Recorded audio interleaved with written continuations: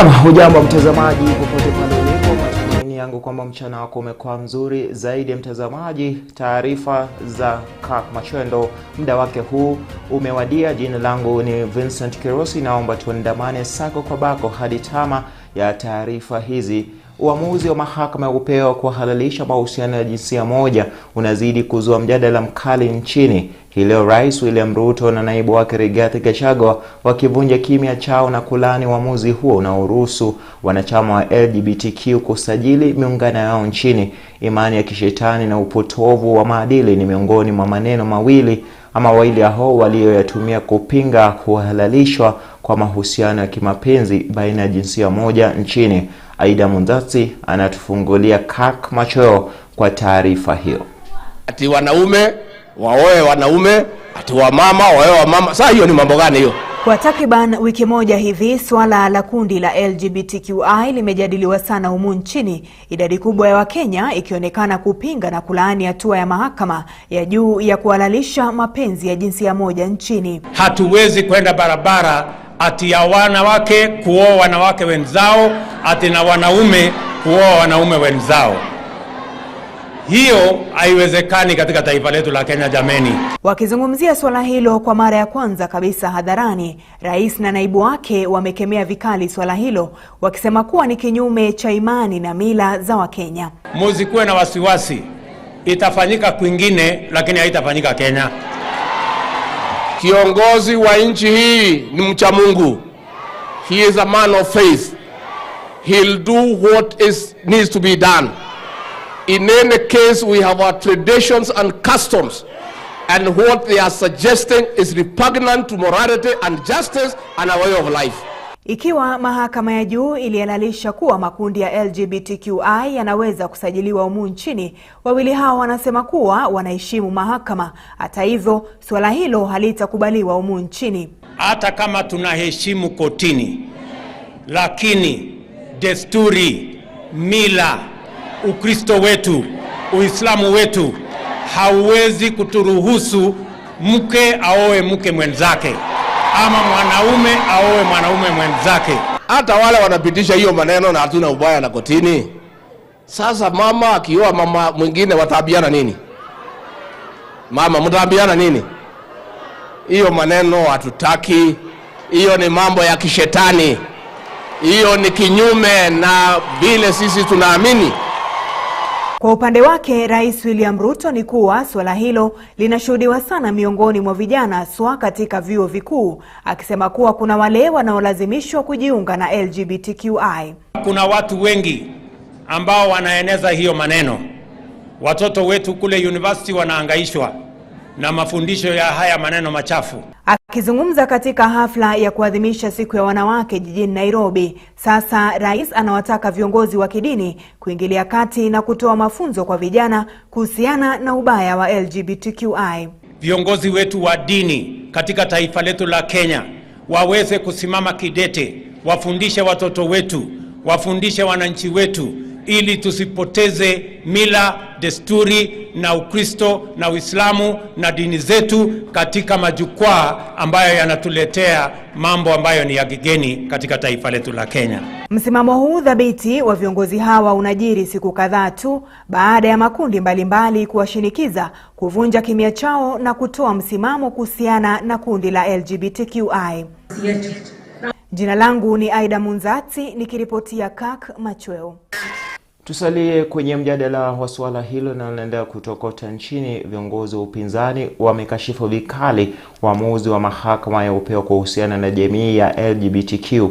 Akizungumza kwenye mkutano na baraza la maimamu tawi la Nairobi, kinara wa Azimio la Umoja Raila Odinga ameelezea kutounga mkono uamuzi huo, huku akiweka wazi kuwa anapinga mahusiano ya kimapenzi kati ya jinsia moja.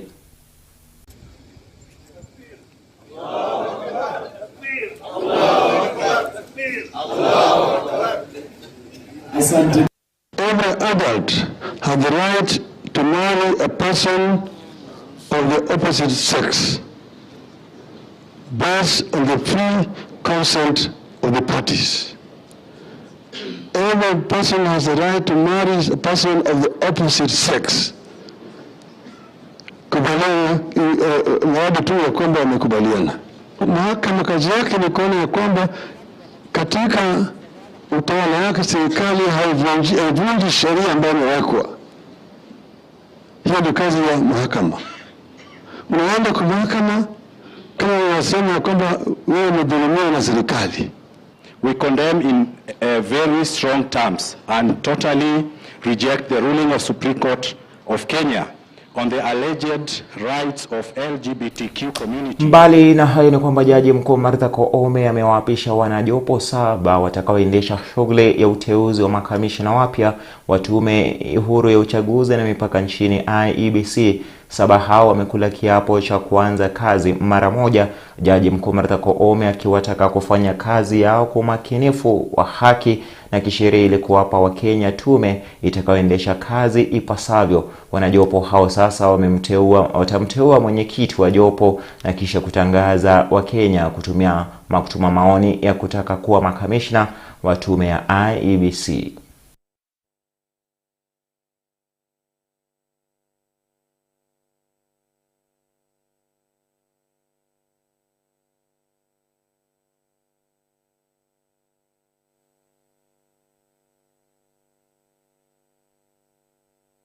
Having been appointed member of the Independent Electoral and Boundaries Commission Selection Panel, do solemnly swear that I will at all times obey, respect and uphold the Constitution of Kenya and all other laws of the Republic, that I will faithfully and fully, impartially and to the best of my ability, discharge the trust and perform the functions and exercise the powers devolving upon me by the virtue of this appointment without fear, favor, bias, affection, ill will or prejudice.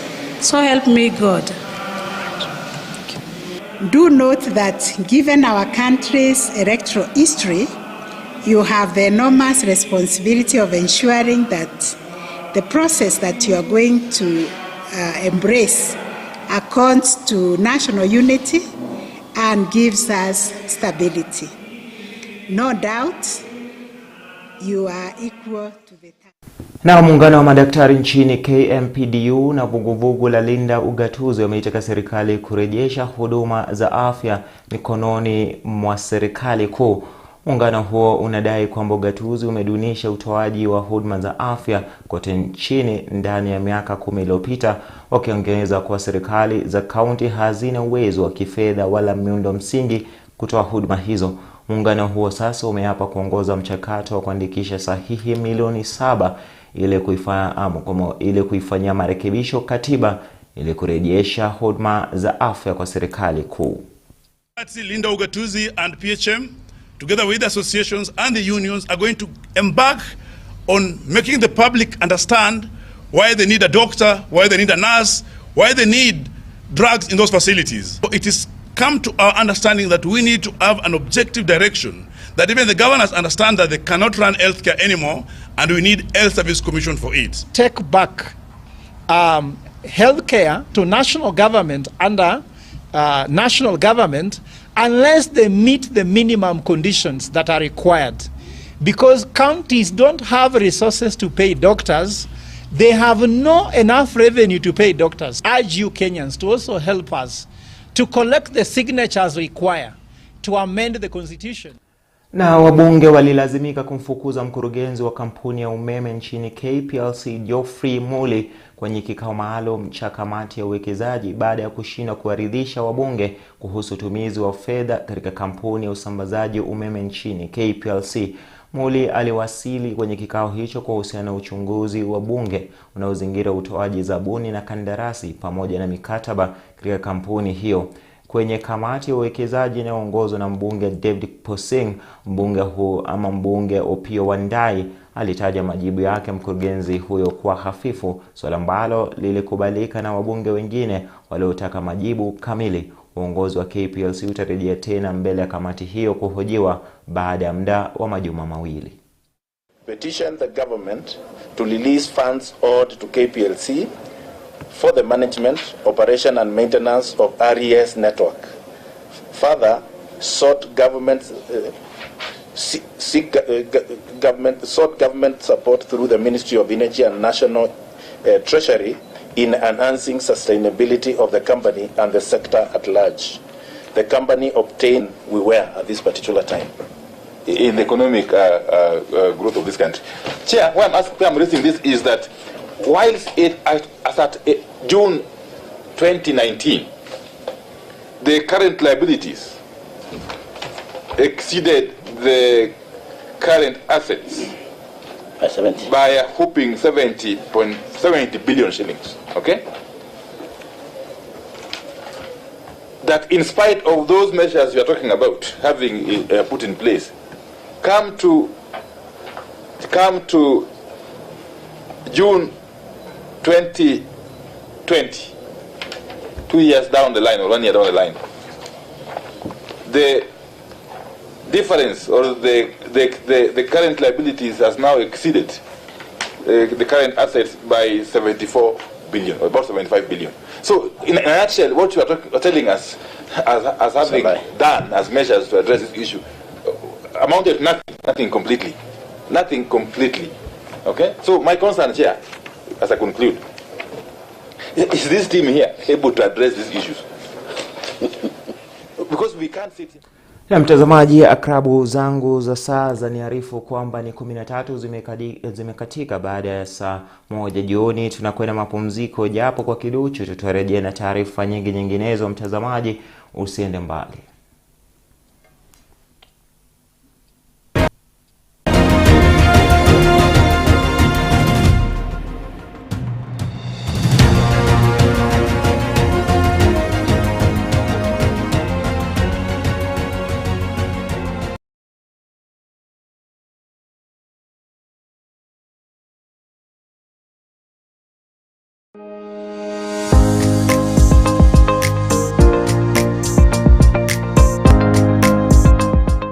It is said by the World Health Organization that it is the leading cause of premature deaths, not just here in Kenya, but worldwide. It is not a good thing because elevated blood pressure is known to damage the organs, principally the eyes, the heart, the kidneys, the brain, and the blood vessels and nerves throughout the body. So I'm checking the blood pressure now, looking for the systolic blood pressure. If you don't control your blood pressure, if you don't control your sugar, you could end up in a place where you can't perform sexually and you cannot even bear children. Tune in to Health Nuggets this Monday at 7:30 p.m. as we look at high blood pressure only on Kirk TV.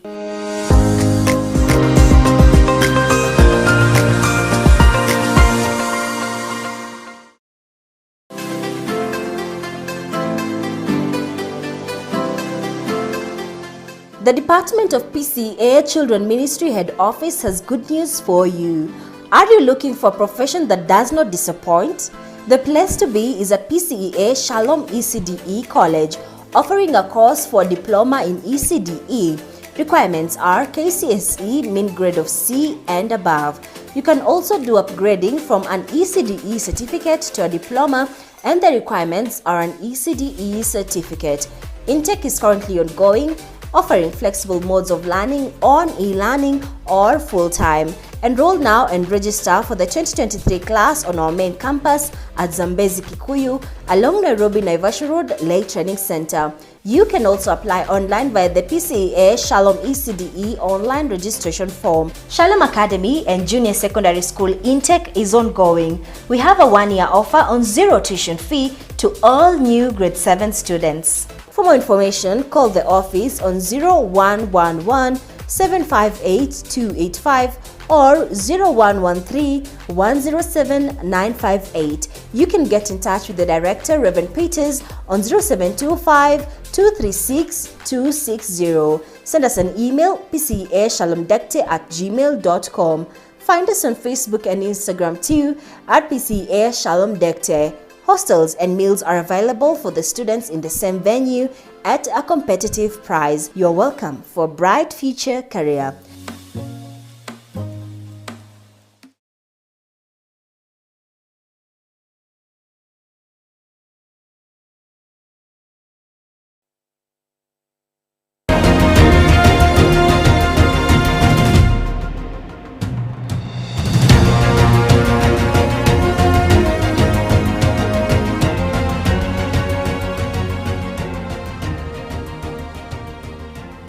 Ni kushukuru vipi mtazamaji kwa kuzidi kuganda papo. Tuendelee katika mipasho taarifa hizi za Kirk Machweo. Mama wa taifa Bi Rachel Ruto amesema kwa serikali ya Kenya kwanza imeweka sekta ya afya kipaumbele katika kuboresha utoaji huduma za afya.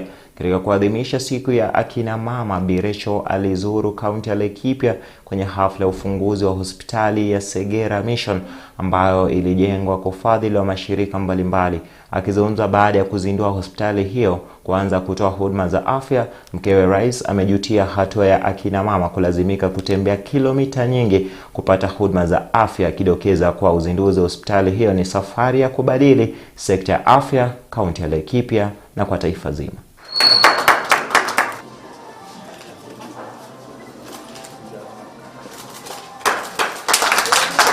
Nimesikia kwamba hii Mission Hospital pengine ni Mission Hospital ambaye hauwezi kupata nyingine karibu kilomita 72. Tumeambiwa juu ya kina mama ambao wanatembea kilometers ama miles mingi kukuja hapa. Wacha niseme kwamba Mungu ametubariki kuweza kukua na sehemu ama mahali kama hapa. Kawaida mama haitakuwa vema mama apoteze maisha yake kwa kulete maisha duniani. Hiyo sio mpango ya Mungu. Governor, nilikuwa nawasa na kuwazua nikisema kwamba kama tungekuwa na mission hospitals ama dispensaries katika sehemu tofauti tofauti, maana najua kwamba hilo liko katika ofisi yako, ingekuwa vizuri sana ili tuweze kushughulikia hawa kina mama haswa. Itakuwa kazi yangu kama mtumishi wa Laikipia County kuhakikisha madaktari, kwa sababu hapa si sasa mambo ya nasi na clinical officer, sasa tutaleta daktari hapa kwa hiyo hospitali. Kwa sababu hiyo nataka kuhakikishia hayo mama wetu wa taifa. Wewe umefanya hiyo kazi, nami hapa mashinani kama mzee wa boma nami niashie hiyo kazi nitafanya. Viongozi kutoka sekta mbalimbali wanaongoza shughuli ya upanzi wa miti katika kaunti tofauti nchini. Katika kaunti ya Nairobi, mtaa Mkuru kwa Ruben, mkurugenzi wa taasisi ya utafiti wa misitu nchini KEFRI Bwana Samuel Wakori aliongoza hafla ya upanzi wa miti siku ya leo, huku wakipanda miche 2000 ili kuhifadhi mazingira na kudhibiti mabadiliko ya tabia nchi. Mwanahabari wetu Jacinta Wamboi aliyehudhuria hafla hiyo ana ripoti zaidi. Tukiendelea kwenye kaunti tofauti kwa minajili ya kukabiliana na mabadiliko ya tabia nchi na juhudi za kuhifadhi mazingira nchini, wakazi wa Mukuru kwa Ruben wamekuwa kwenye mstari wa kwanza kuhakikisha wameafikiana na mpango uliozinduliwa na Rais William Ruto wa upanzi wa miti bilioni 15 kufikia mwaka wa 2032. Sasa kama leo tumefurahia sana kupanda hii upandaji wa hii miti. Ningeimiza wa vikundi zile zingine wajitoe kama sisi, sababu sisi tumefanya kujitolea na kupanda hii miti. Ningesema ya kwamba ningeimiza wa Kenya tupande miti, sababu miti ndio uhai. Kama BUP Innovators, upanzi wa miti ni leo kwanza lazima tupande miti karibu 300. Vijana tujitokeze tupande miti, tusaidie serikali kutimiza hiyo lengo la hiyo target wamepewa. Kulingana na ripoti ambayo iliweza kuwa inafanywa, utafiti ambao umeweza kuwa unafanywa na shirika la huduma za misitu nchini, ni ya kwamba 12.13 imeweza kuwa inatekelezwa ya upandaji wa miti, huku Kenya ikiangazia kugonga hadi 30% kufikia mwaka wa 2033. Kwenye hafla hiyo ya upanzi wa miti, viongozi wa shirika mbalimbali walijitokeza katika kufanikisha lengo la upanzi wa miti kwenye eneo la Mukuru kwa Ruben, wakiongozwa na mkurugenzi wa taasisi ya utafiti wa misitu nchini Bwana Wakori, pamoja na viongozi katika shirika la BUEP, Planet Plus, EcoCare pamoja na Hustler Women Brigade. Wamehimiza Wakenya kushirikiana pamoja na serikali ya taifa na shirika mbalimbali katika upanzi huo wa miti. President's idea of 15 billion is noble and it is very well anchored on the Constitution. And we know the Constitution is supreme. The Constitution clearly says any part of land of Kenya should be under 10% of that piece of land should be under trees.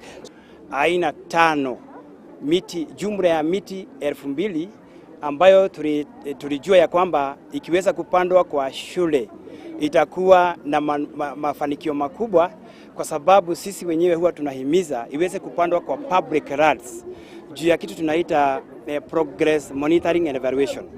Harakati hiyo inalengwa kukabiliana na mabadiliko ya tabia nchi, ikiwemo ukataji wa miti na uharibifu wa misitu, pamoja na janga la ukame ambayo imekuwa tishio kubwa haswa kwenye maeneo ya ukame nchini. Because I understand by planting trees we should be able to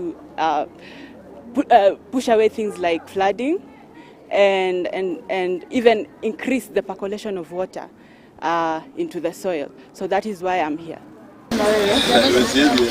Upanzi wa miti ukiendelea kote nchini, eneo la Mukuru kwa Ruben, kaunti ya Nairobi, wamekuwa katika mstari wa kwanza kuhakikisha wanafanikisha mchakato huu wa upandaji wa miti nchini, pale ambapo waliangazia kupanda miti 2,000 katika maeneo 4 pamoja na shule ya msingi ya Gatoto, vile shule ya upili ya Transformer na kituo cha polisi cha Ruben, hadi mazingira ya kanisa tofauti. Nikiripotia runinga ya Kirk, eneo la Mukuru kwa Ruben, kaunti ya Nairobi, jina langu Jacinta Wamboi. Bila shaka amejituma kutupatia taarifa hapo jinsi ya kutunza mazingira. Huyo hapa ni Jacinta Wamboi. Mtazamaji, shughuli katika kampuni ya sukari ya Chemelil huenda zikarejea mwezi huu baada ya kuchaguliwa kwa uongozi mpya utakaoendesha kampuni hiyo. Haya yanajiri baada ya kampuni hiyo kufungwa kwa muda na kuendesha shughuli japo ndogo mno. Wakizungumza na wanahabari hii leo, baadhi ya viongozi wamesema kuwa tarehe iliyotolewa ya ufunguzi rasmi ni 6 mwezi huu wa Machi. Kufunguliwa kwa kampuni hiyo tena kunatarajiwa kutoa ajira kwa wakazi sehemu hiyo ambao wameathirika tangu kufungwa kwake. It's about 2 weeks now. It's about this third week. It's been very, we decided to hold the camp because of the interruptions that have been here. So it has not been flowing very well. And the few camps that have been coming as a result of some camps that have got fire emergency. That's been happening. Now, depending on the court voting on 6th, it's a very sensitive matter. We have agreed we will sit again to review whether we should continue or we now stop. But we shall review our position by 6th. But for now, we continue and abide it until 6th. 6th of which month? 6th of... Ujenzi wa bwawa la Ndarugo 2 eneo la Gatundu umetatizika baada ya mkutano wa kuwashawishi wakazi ulioandaliwa na kampuni ya maji ya ardhi na tume ya kitaifa ya ardhi kusambaratika. Wakazi wa vijiji vya Mwimuto, Gataita, Ngatei, Ngajuku na Ngidhobokoni wameshikilia msimamo kuwa hawatatoa ardhi zao kufanikisha ujenzi wa bwawa hilo, huku maafisa wa serikali wakishutumiwa vikali na wenyeji wanaopinga mpango huo wa serikali, huku wakisema kuwa hawakushirikishwa kabla ya mradi huo kupangwa na kuwa hawako tayari kufukua maiti ya jamaa zao. Tuambie waziri wa maji ama mtu mwingine sija kama Rigathi ama rais akuje, kwa sababu hawa hawaelewi na wasikizi. Mkutano bwana DC, hii maneno ya Ndarugo tu imefanywa na district na uongo. Tunaweza kuambia mheshimiwa CS wa maji alikuwa akisema ati lazima tupende tusipende demu lazima ijengwe. Tunataka kumwambia hii mashamba ni yetu, mababai yetu walikufa juu yake, na sisi tumeamua hata sisi kama tutakufa afadhali tukufe, lakini hapa hatutahama. Tumekataa hiyo damu katika jina la Yesu. Tunataka kukaa hapa tulime hiyo saba. Si kubwa na kitu tunaona kitu hapa, mazao kusomesha watoto hata wajukuu wanakaa huku nyumbani na wasomesa. Tumekataa kabisa. Mtazamaji, baada ya taarifa hizo ni wakati wa kunyosha viungo, tuangazie yaliyojiri katika viwanja mbalimbali vya michezo.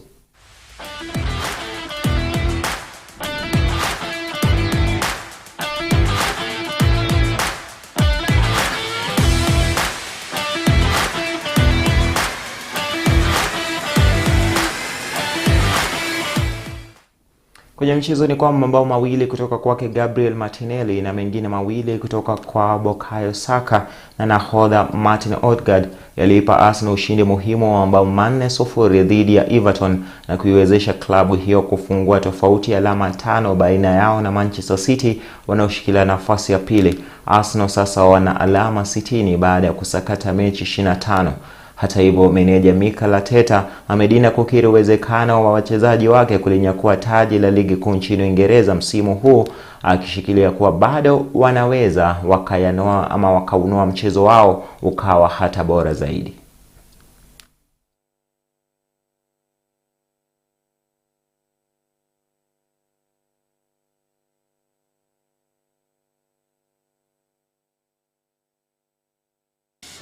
You know my answer, yeah? What I like is that everybody has the enthusiasm to do it, and we're not going to stop that. We have to promote that, but the way to promote it is looking at this game, understanding still that we have to do a lot of things better, especially in the first half, and we can play better and make sure that we prepare really well against Bournemouth, because that's... Na mtazamaji, ni kwamba meneja wa Manchester United Erik ten Hag amemsifia kinda wa Argentina Alejandro Garnacho baada ya kuisaidia klabu yake kuishinda West Ham katika mechi ya awamu ya 5 ya kombe la FA. Garnacho alifunga bao moja katika ushindi huo ambao sasa umeihakikishia nafasi United katika robo finali watakapochuana na Fulham. Katika draw ya robo finali iliyofanyika usiku wa jana, Man City wataikaribisha Burnley, Sheffield United waalike Blackburn Rovers, huku Brighton wakiwa wenyeji wa Grimsby Town, mechi ambazo zitasakatwa wikendi ya tarehe 18 mwezi huu wa Machi. I said it before the game, it's getting time you have an impact when you come on, but now you have to have an impact as a starter, and I think he's capable of it, so that is the next step he has to make. Baada ya sauti hiyo yake Erik ten Hag, ambaye Manchester United wanamuita mkombozi wa mashetani wekundu, ndo funga kazi ya taarifa za michezo.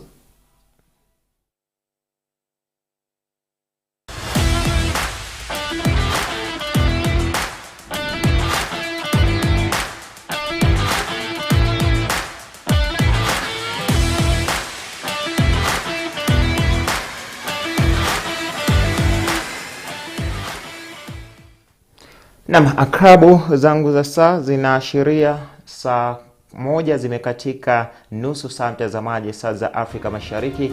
Shukrani jazila kwa kuandamana nami tangu mwanzo hadi tama taarifa hizi za Kirk Machweo mtazamaji. Atakaporidhia Mwenyezi Mungu, tutaungana tena katika taarifa za Darubini Mashinani Jumamosi hii, na kuacha mtazamaji na msemo kwa iwapo kuoga ni usafi, basi mbona taulo inakuwa chafu.